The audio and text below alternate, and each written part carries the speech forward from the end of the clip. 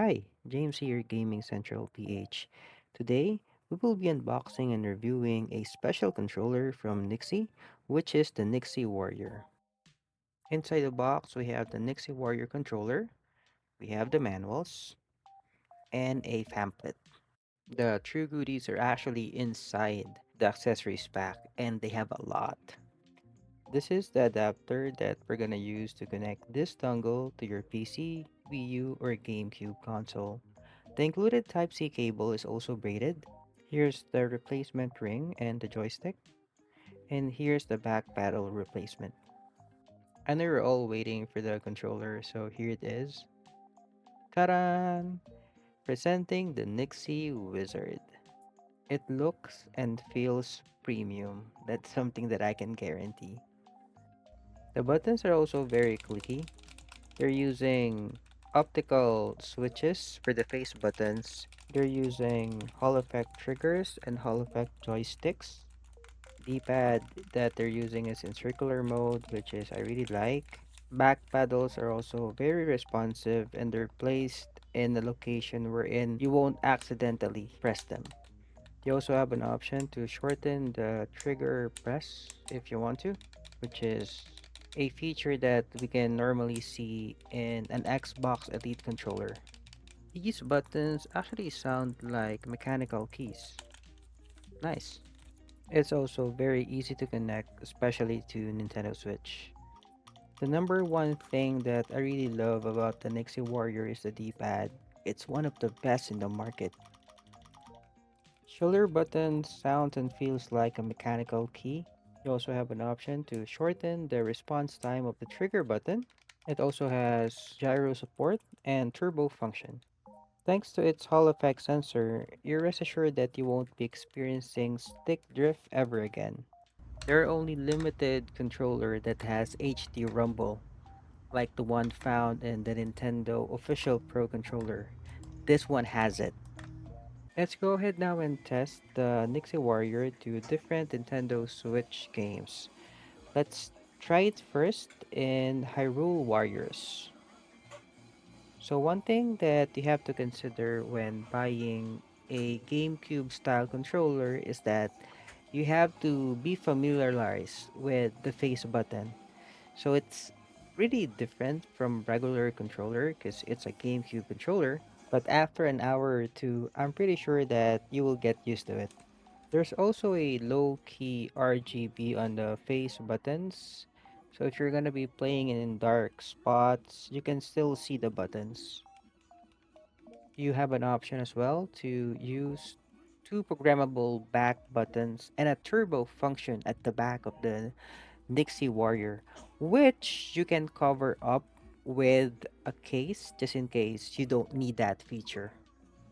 You're probably thinking, why would I cover it? Well, this controller is actually designed for tournaments as well. So if you're planning on using the NYXI Warrior in let's say Smash Bros tournament, you can still use it. You're not gonna be disqualified by just using the NYXI Warrior. Let me just adjust my trigger buttons here because technically I'm not playing a shooter game. So this feature will actually benefit you if you're gonna be playing first person game. But for games like this one, I don't need that kind of feature. You also get the chance to choose between an octagon ring and a circular ring using the NYXI Warrior. And if you're going to be playing Street Fighter or games that require a precise movement, then it's best to use the octagon ring. It's really easy to do Hadouken. Of course, this video will not be complete if I'm not going to be showcasing how to play Smash Bros using the NYXI Wizard. Like what I showed earlier, you have an option to actually disable the turbo function and the two mappable buttons at the back of the controller by just replacing the paddles, which is really neat because just in case that you want to join some Smash Bros tournament, you won't be disqualified by using those buttons. The included dongle is very useful because just in case that you want to play on your PC, GameCube, Wii U, or even on your Nintendo Switch, you can connect it directly to the dock and you won't be experiencing any delay when it comes to Bluetooth connection, because I do understand that when it comes to competitive gaming, every delay counts. Never imagined myself playing Tekken 8 using a GameCube style controller, but here I am. Thanks to the circular pad of the NYXI Wizard, it's really easy to use, it's so comfortable to use, and I don't think that I'll be using any D-pad that does not have a circular pad if I'm gonna be playing beat 'em up games or fighting games. This thing is just amazing. The NYXI Warrior also works on Steam Deck, and you don't need a dongle for it to work. You can just connect it via Bluetooth and it will recognize the system right away.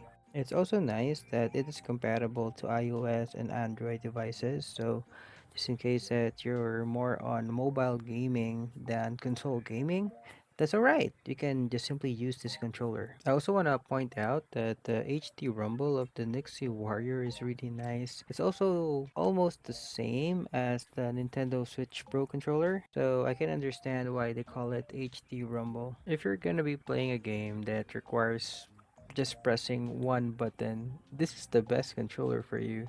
Because as you can see, the letter A button is really huge. So if you just need to smash one button most of the time, then the NYXI Warrior might be your best option. This is a side-by-side comparison between the NYXI Wizard and the NYXI Warrior.